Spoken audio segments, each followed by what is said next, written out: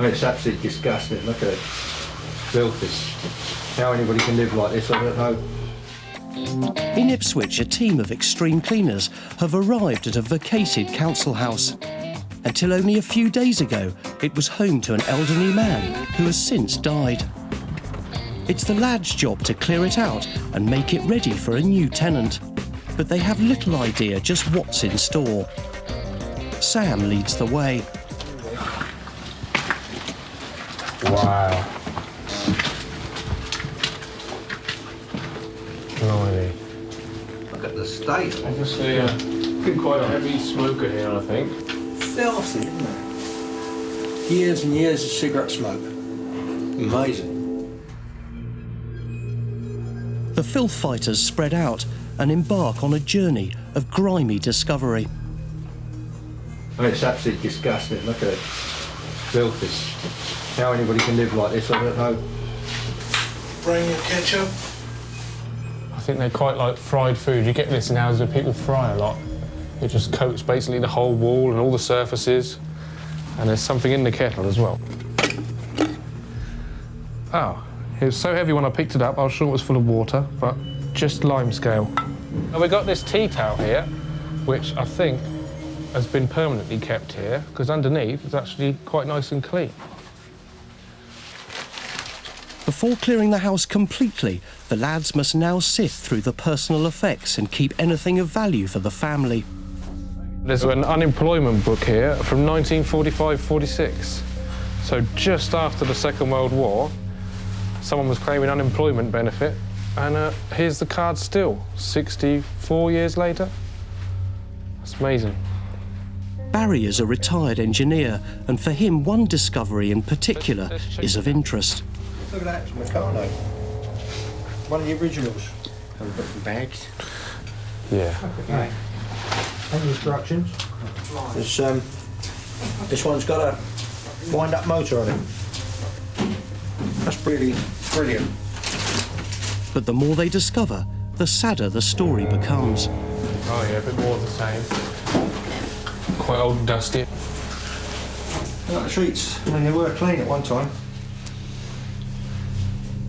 Barry identifies a thick layer of bedroom dust as human in origin, Looks like dead skin. while Sam gets a history lesson. An old newspaper in here. Report to Churchill, direct from Moscow, 1955. I don't know if this is his bedding.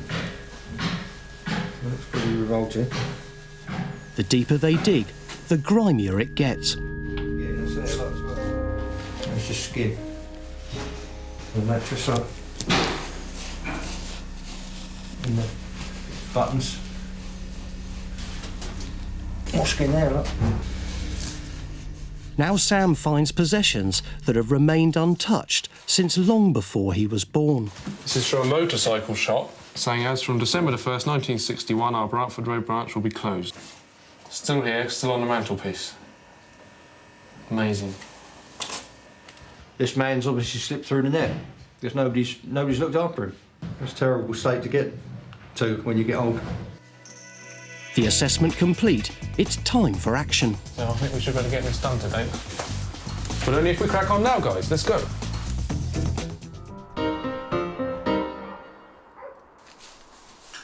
Back in Ipswich, the vacant council house is being cleared out. A look that's taken decades to achieve is about to be consigned to history in minutes. All the household items have been sorted, and everything no longer of value is now destined for the dump. South African-born Cedric was an engineering student and hadn't planned on becoming a filth fighter until Cupid struck. Came as a student to study engineer, and then I was deeply in love with this girl, you know, and I fell with this, you know, she just took my heart. And then I end up with her, and I forget all of everything about going to school. So, yeah, I'm in love. Yeah. Inside, the lads are on a roll, but they're disturbing decades of dust. And for Sam, this is no magic carpet. Quite dusty, quite dirty, quite falling apart. Good to get it out of the way, really. There's so much dust, you can't even take it, mate. Carpets out, it's time for a clean sweep. Look at that. Looks like his beard. While Cedric is counting brushstrokes, Barry is counting his blessings. If you're a driver for the day, you've got to get out in the fresh air, unfortunately. Cedric needs some fresh air and a little light relief. Come on, Bobby! Sam knows the job won't get done by itself. But if they want to do things like that, they can, but not really my cup of tea. Sometimes you have a whinge about your job, like everybody does, but then if it was meant to be fun, they wouldn't pay you to do it, would they? So you just got to get in and crack on and think of payday and think of when you go home at night. Cedric has the perfect antidote to filth. The only thing I just want to feel in love and forget about this place. Isn't it, Sammy? Why? Because, yeah, you know, when you're not in love, these places can make you mad.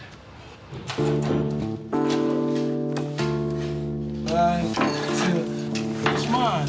I'm trying. I'm smiling on the inside. Okay.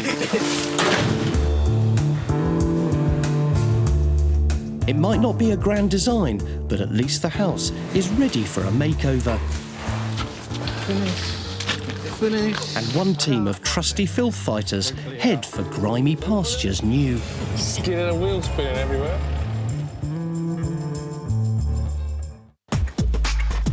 Every day across the UK, around 122 tonnes of cigarette litter is dropped, mostly in city centres.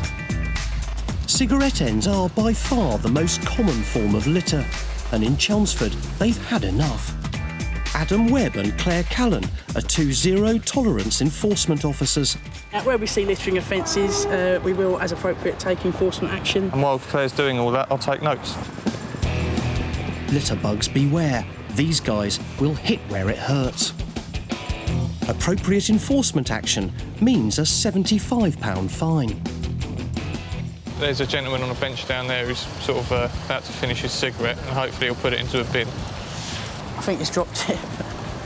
I didn't see it. To take any action on an offence, we would need to actually see it. I think he might have taken that with him, you know? Yeah, I think he did. There's nothing there, is there?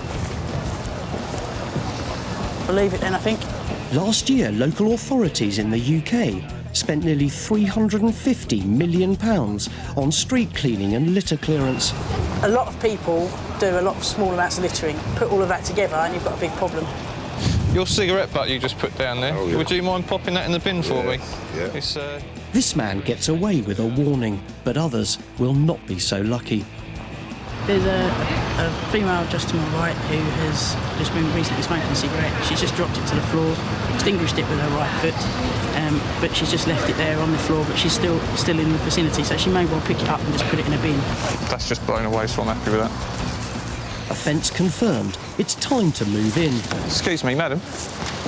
Hello. Hello there. Environmental health enforcement officers. Yep. Do you mind if I have a moment of your time? You just was smoking a cigarette a moment ago, and you stubbed it out, and it's just blown away down the street there, and you've left it, which is a littering offence. You don't have to say anything, but it may harm your defence if you do not mention now when questioned something which you relate along, or anything you do say can we give. I see somebody chuck a cigarette butt down, then that's great. I don't like to be standing behind somebody watching them dump their cigarette particularly.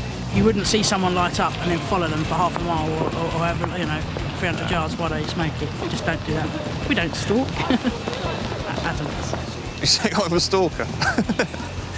That's very nice of you. I work with this woman. Brilliant. A keen environmentalist, Adam got a taste for enforcement working in the prison service. And I don't mind doing it, really. I'm quite up for protecting the environment. Excuse me, madam. Hello. Hello. Sorry to bother you. I'm an enforcement officer from Chelmsford Borough Council Environmental Health. Just witnessed you commit a littering offence. The message is clear. For those who don't dispose of their cigarette butts properly, the price of smoking has just gone up.